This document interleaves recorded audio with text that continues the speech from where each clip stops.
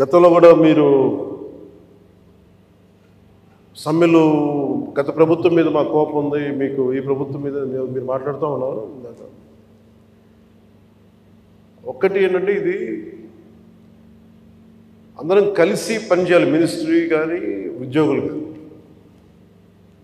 గతంలో ఎవరు ఎలా చేశారో నాకు తెలీదు, మీరందరూ వింటా ఉంటే నేను సమస్యలు వింటా ఉన్నా. కాకపోతే ఇది చాలా పురాతనమైన, చాలా బలమైన వ్యవస్థ, చాలా పాత వ్యవస్థ. ఇది ప్రతిసారి వ్యవస్థకి ఒక తుప్పు పట్టినట్టు పట్టేస్తాం.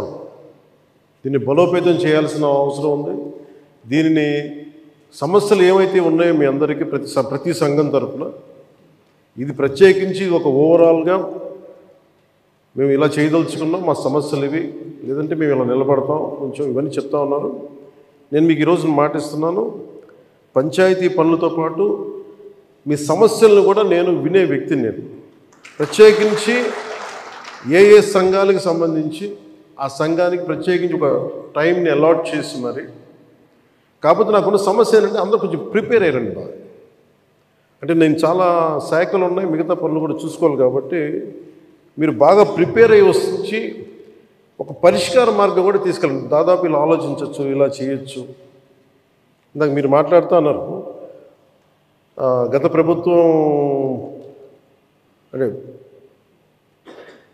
అంతకుముందు 2014 వచ్చినప్పుడు మా మీద కొంచెం కినుకుందన్నట్టుగా మీరు అన్నారు ఇందాక. అది అంటే భయపెట్టేవాడికి భయపడతారు కానీ కొంచెం ఓపెన్గా సహజంగా కొంచెం వినేవాళ్ళతోటి ఎక్కువ ఆ బాధను మేము గత ప్రభుత్వం మిమ్మల్ని అందరినీ భయపెట్టింది, అది నేను అర్థం చేసుకోగలం. కానీ మేము మీకు భుజం కాసే వ్యక్తులు. మేము అందుకే ఒక వ్యవస్థని తిరిగి బలోపేతం చేయాలంటే చాలా చాలా కష్టసాధ్యమైంది. నాకు నిజంగా చెప్పాలంటే ఒకసారి నాకు ఇది నేను చాలా ఆనందంగా ఎంచుకున్న శాఖ. నేను ప్రభుత్వ ఉద్యోగ కొడుకుని, ఆ జీతాల మీద మేము పెరిగిన వాడిని.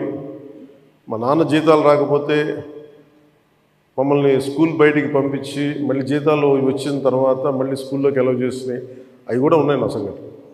అలాంటి సంఘటనలు ఉన్నాయి. అందుకని కష్టాన్ని అర్థం చేసుకోగలను. అంటే 1వ తారీఖు జీతం రాకపోతే ఏమవుద్దు నాకు అనుభవం ఉంది. అలాగే ఆఖరి వారంలో డబ్బులు అయిపోతే కూడా ఆ పరిస్థితి కూడా నాకు తెలుసు. మాకు పొరపాటున మేము ఏదో ఇవి జరిగిపోయినాయి కానీ మేము ఇలా ఈ సినిమా రంగంలో ఇవన్నీ ఉండటం వల్ల బేసిక్గా చాలా సాధారణ స్థాయి నుంచి వచ్చాం. కాబట్టి అన్నిటికంటే కూడా సాధారణ స్థాయి మాకు భగవంతుడి వచ్చిన మమ్మల్ని తీసుకొచ్చిన సాధారణ స్థాయి కష్టాలని మేము మర్చిపోం. అందుకని ఈ రోజున రోడ్ల మీద బయటికి వెళ్ళి ఎందుకు ఆగి ఎందుకు మాట్లాడుతానంటే ఆ కష్టం ఎలా ఉంటుందో నాకు తెలుసు. ఇందాక మీరు ఇచ్చిన రిప్రజెంటేషన్ కూడా ఆ కష్టం ఎలా ఉంటుందో నాకు తెలుసు. సో ఇలాంటి స్పందనకి వెంటనే ఉంటుంది. కానీ నేను కోరుకునేది ఏంటంటే, మిమ్మల్ని గత ప్రభుత్వం మిమ్మల్ని భయపెట్టింది. అంతకుముందు ఉన్న ప్రభుత్వంకి మీరు ఏదైనా ఒక నిరసన చెప్పడానికి చాలా బలంగా చెప్పగలిగేవారు. కానీ ఇప్పుడున్న కూటమి ప్రభుత్వం మీకు అండగా నిలబడుతుంది. ఫస్ట్ ముందస్తుగా మేము మీతో గొడవ పెట్టుకోవడానికి ఫస్ట్, ఎందుకంటే బ్యాడ్ బ్లడ్ ఉండకూడదని ఫస్ట్ ఫోన్ చేశాను మీకు. అరే వస్తే నువ్వు కలవలేదండి, నువ్వు కూర్చొని పెద్ద ఆఫీసులను కలుస్తాం, మమ్మల్ని కలవవా అనే ఒక చిన్న బాధ ఏదైనా ఉంటుంది. ఎందుకంటే నాకు తెలుసు, మా నాన్న బాధ నాకు తెలుసు. అందుకని వెంటనే ఫోన్ చేశానండి. ఆ కష్టం నాకు తెలుసు.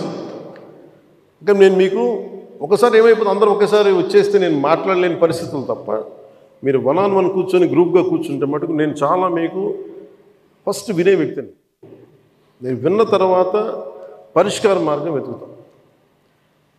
మీకు గత 10 రోజుల్లో గత ఛార్జ్ తీసుకున్నప్పటి నుంచి నేను రివ్యూలు చేస్తూ ఉంటే ఉన్న పరిస్థితి, మీరు ఉద్యోగాలు లేవు, లేదంటే మనకి పర్మనెంట్ చేయలేదు, లేదంటే కూర్చొని గ్రేడేషన్ మార్చాలి, లేదంటే 2003 మాకున్న ఓల్డ్ పెన్షన్ స్కీమ్ అప్లై చేయాలి, రకరకాల అనేక సమస్యలు ఉన్నాయి.